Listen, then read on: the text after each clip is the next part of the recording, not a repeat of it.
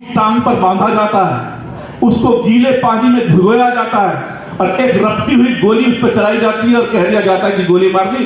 वो गोली मीडिया के फोटो में तो आती है, लेकिन जब तक वो अपराधी जेल जाता है दोनों टांगों पे दौड़ कर जाता है।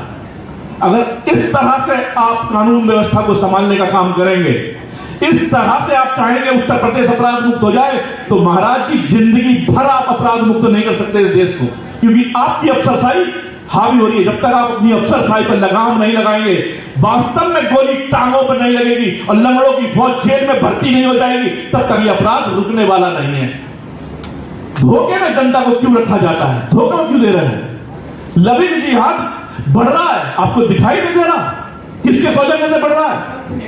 एक बेटी अगर चली जाती है और उस बेटी के लिए उसके मां बाप थाने में जाते हैं तो रिपोर्ट दर्ज नहीं होती आसानी से। क्यों नहीं होती?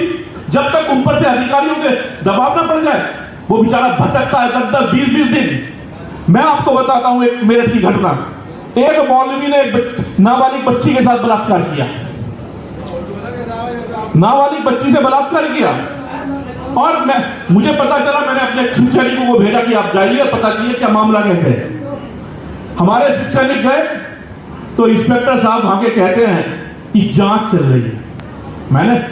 उन्होंने कहा कि मुझे बताया कि जांच चल रही है भाई साहब, ये तो कुछ कर नहीं रहे। मैंने फिर फोन किया इंस्पेक्टर साहब को, तो इंस्पेक्टर साहब बोलते हैं कि अभी जांच चल रही है, आप कैसे हमारे पे दबाव बना सकते हैं? मैं भाई साहब 10 दिन हो गए, जांच कितनी लंबी होती है जरा ये और बता दो।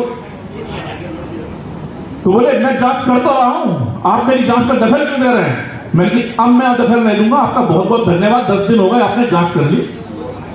मैंने अपने कार्यकर्ताओं से कहा थोड़ा सा थाने के बाहर आ जाओ, जहां थाने का बोर्ड लग रहा है उसके सामने फोटो खिंचवाओ। मैं एक अपना समाचार पत्र भी निकालता हूं धर्म संघ करके, मैंने कहा उसकी एक फोटो खींचकर मेरे अखबार पर भेजो। उन्होंने अखबार भेजी, मैंने अपने अखबार के पोर्टल पर न्यूज तैयार की और कहा कि अगर सोमवार तक थाना अध्यक्ष ने उस बालिका की FIR दर्ज नहीं की, उसका मेडिकल नहीं कराया, तो शिवसैनिक SSP कार्यालय ले लेंगे और SSP साहब को भेज दें। इतने में ही SSP कार्यालय में फोन आ जाता, बात क्या है? मगर जी बात तो आपका थाना अध्यक्ष बताएगा, 10 दिन लिए बैठे